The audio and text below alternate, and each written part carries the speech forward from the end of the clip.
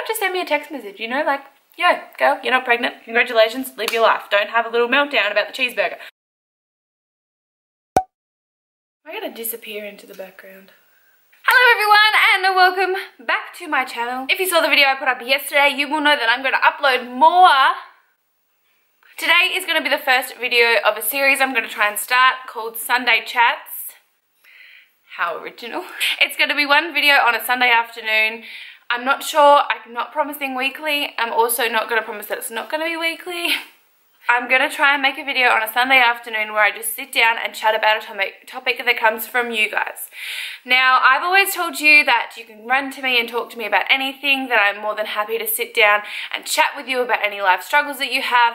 Not saying that I have advice for everything, but I like to talk things out with people and I like to try and help people as much as I can.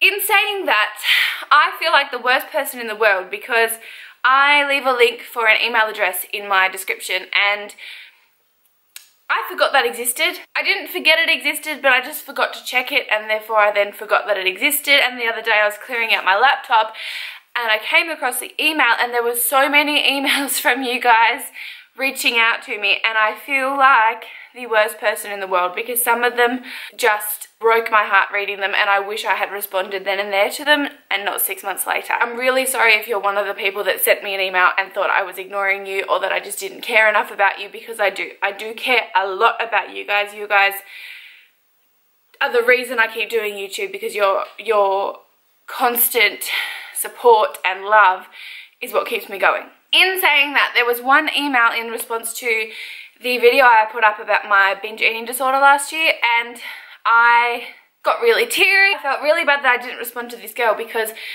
reading her email, she was describing everything that I struggled through in years 11 and 12 and I felt so alone and I didn't have anyone to talk about it with. In this first video, I'm going to discuss tips and tricks with dealing with a binge eating disorder and how to minimize the effects that it has on your day-to-day life. I just want to start off by saying in no way I'm saying I'm an expert in this, but I'm just saying I have been dealing with it for like 7 years of my life. I have gotten better from where I started, so I'd like to think that I know a little bit, but in saying that, what I do helps me may not help you. I'd also like to mention that I have started a blog that's more or less just going to be a written down version of videos that I think people would like a little bit more information about. So there will be a blog post related to this video where I pretty much discuss every topic that I'm going to talk about today, but in written form. I'm also not claiming to, like, I'm not trying to say that I don't binge anymore, because I certainly do. So I just want you to know, not claiming to be perfect, not claiming to be cured, but these are my tips and tricks of how I deal with it. My binges are nowhere near as bad as they used to be. And I put this down to my first tip. Tip number 1 is try and recognize and acknowledge when you're about to have a binge. Try and see what the reason for the binge may be. It may be a long day at work where you haven't got food to come home to, so you just go to the supermarket and buy shitloads of food and just eat it. It may be you've had a bad day. It may be you've had a fight with someone. It may just be that you feel so bad about yourself that you just want to eat your feelings away. Try and recognize what your trigger point is. It's different for everyone. In saying that, that may be really hard for you to try and recognize in the initial stages, because these behaviors that you have built your life around, you've literally been living with them every single day. So it may be really, really hard for you to sit back and think, now what happened today that's triggered that binge? Because to you, that is normal. That is a normal part of your life that just happens. So my advice is to maybe, even if you do binge, give yourself an hour or so and then sit down and think, now what happened today or yesterday? What has been going on in my life that is making me feel like I have to fill the void with food? What is going on that is getting me so down mentally that I feel like the only thing I can turn to is stuffing my face?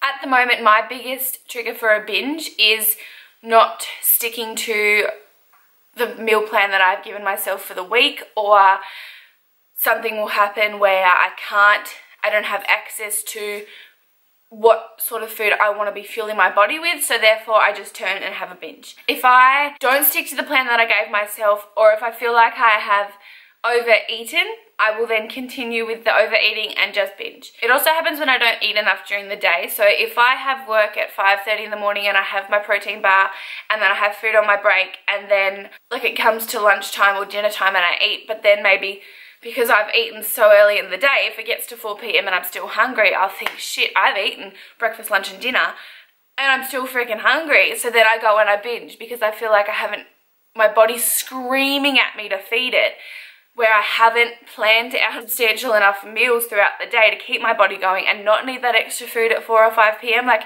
I know that's all down to my fault, and I know that most of the binges I do have these days can be avoided by me planning things out better, but it also happens when I plan too much and then don't stick to the plan and then binges happen. My second tip is to ask yourself, is it a binge or is it just me fueling my body? An example of this is one day last week I had my 5:30 protein bar, 5:30 a.m. protein bar.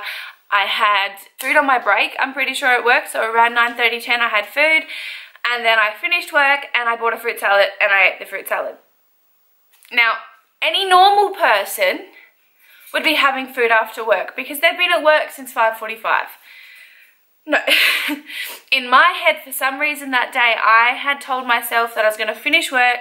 I had to go do some things straight after work, had some jobs to do, so I wasn't going to eat then, and then I was going to eat a substantial lunch after I had finished my jobs that I had to do.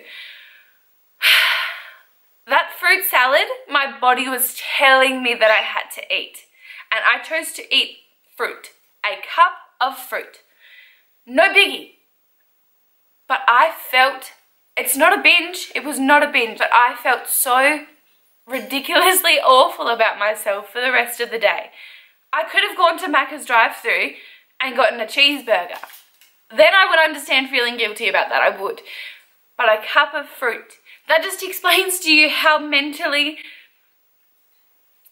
stupid my relationship with food is. Like, it just does not make any sense why I would feel bad about eating a fruit salad. And then that is when my mind goes, well, you've eaten that fruit salad, you may as well go and eat this. I actually think I didn't overeat that day after feeling like shit, which there you go, tops off to yourself, you can do it. I'm just telling you this story so you understand that sometimes it's okay to feel like that and sometimes you can beat it. Like, I ate that fruit salad and stuck to normal eating for the rest of the day. That fruit salad was not gonna kill me. It probably fueled and hit that spot that I needed. It got my sugar levels back up naturally without me grabbing a Snickers. Do you see what I mean when I say, is it a binge, is it a big deal, or is it literally just you giving your body what it needs? My third tip is to fight the binge. I was once told that when I have the urge to binge, obviously don't step into the kitchen, don't go to the supermarket, don't go to the drive-thru of any fast food stores, don't go to anywhere that has junk food or binge food accessible to you. By binge food, if you binge, you know what I mean. Like packets of just biscuits, packets of food that normally in a small portion are okay for you.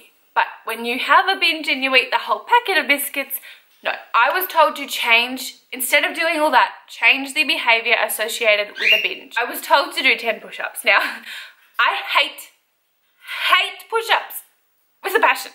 Hate them. So I'm not going to sit there and do 10 push-ups because it's probably going to make me feel worse about myself because I can't physically do 10 proper push-ups. I have to go to my knees and But then I sat and thought about it more, and changing the behavior associated with the binge makes so much sense. Positive reinforcement is literally what this is. Is it? Pavlov and his dog, someone help me out. Someone in the comments let me know if my 2 years of psychology actually paid off or if I just sound like a complete dick just then. Positive reinforcement? No, but it's in that area. I'm not sure. As I thought about it, it made more sense that when I felt like having a binge, instead of fueling my binging needs, go and do something else. Go for a walk. I literally will get in my car and I will drive to a country road or to somewhere where there's no food around me, like no takeaway stores, no drive-through, nothing. Tip number 4. This was something addressed in the email I received from my lovely friend that I'm really sorry that I didn't reply to you straight away, and I hope you're okay.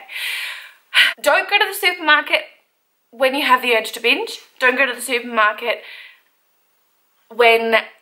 I feel like people that have a binge eating disorder kind of know like 2 hours, like a slight heads up that it might go down this afternoon, or a slight heads up that, you know, tonight's going to be a shit night. Do you know what I mean? And don't go to the supermarket when you're in that state of mind. Don't go to the supermarket when you've had something happen to you that has emotionally affected you, because more often than not, you'll have a binge around that time. Don't go to the supermarket. Literally don't go to the supermarket. Everyone has their own idea of healthy eating, and everyone has their own idea of things in their cupboard that are healthy for them, and things that, I don't know why I'm doing this, and things that everyone has their own perspective on health. And some people it is completely and utterly all the way up here, level 10, and some people like to stick around level 5. Try and keep your fridge house stocked with food that you see healthy, and things like fruit. If you binge on fruit, it is not Macca's drive-thru. It is not a cheeseburger. It's not actually going to, it will spike your sugar levels. No, look, it's been a long day. But it'll spike whatever it's called, and I mean, your emotions will go all over the place if you eat 6 apples. But eating 6 apples, look at it, 6 apples, cheeseburger. I'm gonna go with the 6 apples. But I also know that, as I said about the fruit salad, guilt comes from the smallest of things. 1 apple may cause guilt because it doesn't fit in with your food plan. Like, God, this whole mental state that we get ourselves into is but guilt comes from an apple sometimes. And I think once you're 2-3 hours, maybe 10 hours out of your binging state, and you can sit back and reflect and you think, you know what, I ate a fruit salad. Like, literally 4 days ago, I ate a fruit salad. I'm sitting here thinking, did I die from the fruit salad? Has the fruit salad covered my insides and helped add to the visceral fat? No, it has not. Am I gonna die? No, it was a fruit salad. Not having the ability to just grab something firsthand from your house, the majority of the time you are, really helps. And if you're at work, school, have things in your school bag, or your work bag, or your handbag, whatever, that are easier to snack on, that are not a chocolate bar. If you're gonna binge, because I know, I can't just say don't binge, because I know you can't do that. Putting things in place to stop the guilt, and to realize if you do eat the apple, it's an apple. I'm rambling about an apple, but do you see what I mean? It's not the end of the world. You're okay if you eat an apple. It may take you 4 days to realize that fruit salad has not killed you or stuffed up your life, but you get what I mean. So keep things in your cupboard that are okay to binge on. Yeah, that's probably the shittiest tip I got for you, but that's tip number 3. No, that's tip number 4, I'm so sorry. Tip number 5 is something that I have only just started to think about, as it may mentally affect me more than I give it credit to. So, we're getting deep and dark here with Betty. I meant to get my period in 4 days. Yesterday and the day before, I felt like a whale. I felt like I wanted to cry. Just looking at myself. I don't know if you ladies get out of the shower and look at yourself and think, me, that's ugly. Like, I don't know where you're all at, but that was the few days I was having. Last night I checked the multiple apps I have to track my period, and it occurred to me that 3 or 4 days before the river starts flowing, I hate myself. And my stomach feels like it is 6 miles longer than me.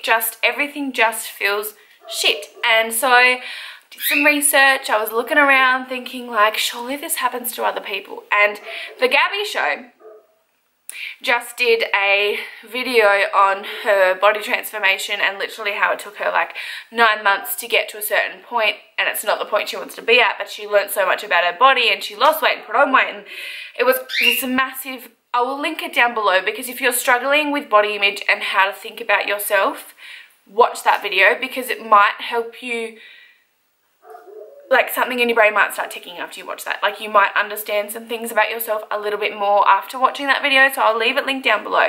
But she said something like women gain like 2 to 10 kilos or something, like scale weight, whilst during and on their period, like in that little week. And she was like, that shit, you know? So I weighed myself this morning, and I'm 3 kilos above where I've been sitting for the last 5 months, and I was like, maybe that's true. Like, maybe that's really a thing. I don't know why that's never occurred to me that that's a thing, but it's a thing. And I do remember sometimes looking at the scale thinking, really? Like, I've put on like that much weight. and like it makes sense. So my next tip is to get a tracking app for your cycle of where you can actually write in how you're feeling, body image wise, your mood, your weight, like all that sort of stuff. And like, I'm not saying you have to use it religiously, but when you're having a really crappy day and it's about your weight or your body or whatever, and you think, you know, is this me having a down day or is this hormonal? Like, where am I at? You can pop it in your app and it can actually be like, yo, you're getting your period in 3 days. And you can be like, yo, that's why I feel like I'm the whale. It's crazy how much hormones can really affect how you see yourself. I want you to understand that the days that you feel like you've put on 100 kilos, you've probably put on a little bit of period weight and you're probably a little bit bloated, because don't forget your insides are expanding and they're filling up with blood and they're swelling up and they're ready to release all this crap that you have to deal with for like 3 to 4 days. And strong opinions on periods. So when you're a hot sad mess 3 to 4 days before your period and you hate yourself, your app will be like, this is why. It's okay. It's alright to feel like crap. It's alright to sit in a dark room and watch a sad movie and just feel like you've put on all this weight that you've worked really hard to get off. It's okay. I feel like that could have been explained so much better, but I've had way too much coffee and I'm just so excited to be here today. So, you know, they're my tips. Obviously, I am not cured. I am not an expert on how to beat the binge, because as I said, I got guilt from a fruit salad. Anyway, so with this series, I really would like, even if it's just in the comments below, or you have something that you would like me to research and explain to, like I have this video. I mean, it wasn't explained well, but like my life. This is my life in one video. So this is my average video explaining to you about my binge, how I beat the binge and how I think you should beat the binge and things to help you, and you can do this. So yeah, if you have anything that you would like me to explain or help out or discuss, or just a boy's being really stupid and you'd like my advice and you'd like it in a video, please send me an email. The email address is linked down below, as is my blog post on this video. That might be up maybe 2 to 3 hours after the video is actually posted, so like, you know, give me a minute. Gabby's video will be linked down below. I really suggest you watch that because I think she's coming from the same sort of place I am as well. So don't be afraid to send me an email asking me anything. You can keep it anonymous. I will not mention your name. All my social media is linked down below as well. Thank you so much for watching this video. If you have enjoyed it, don't forget to give it a like and subscribe to my channel if you haven't already. And I will see you next time with another video. Bye. A few moments later. Nicola, what are you doing on my phone? Nicola, what are you doing on my phone? What? Thanks. Let your heart breathe. You don't need to be worried. I may not